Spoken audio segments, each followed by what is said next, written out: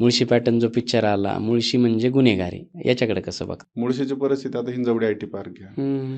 वरती पर्यटनाचं काही गोष्टी घ्या, जिथं गुन्हेगारी म्हणतात त्या भागातील ती लोकही आज आमच्या जवळची सगळी मंडळीच आहेत त्याच्यामध्ये कुठेतरी, पण ती पण आज सदन आहेत, आपल्या व्यवसायामध्ये आपलं मार्गक्रमण करतात. मग मला वाटतं मुळशी तालुक्याला एका ठराविक ढाच्यामध्ये तोलून मापून ठेवणं, मला वाटतं ते कुठंतरी मनाला पटणार नाही. मी गुन्हेगारांचं समर्थन नाही करणार, पण ती गुन्हेगार मंडळी का झाली याच्या मागची पार्श्वभूमी कदाचित ज्याच्या त्याच्या अनुषंगाने वेगळी असेल. आज मुळशी पॅटर्नमध्ये शेवटला काय झालं की तुम्ही तरडेंनी हाच मेसेज दिला ना की तुम्ही तिकडे नका जाऊ.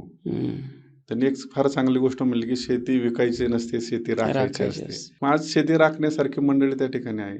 उद्योग व्यवसायामध्ये त्यांनी भरारी घेतली. मला वाटतं मुळशीतली गुन्हेगारी ही फक्त किमान 5-10% वरती आता आली. 95% हा माझा तालुका सदन सक्षम आणि सुशिक्षित झालेला आहे, या मतावर मी ठाम आहे.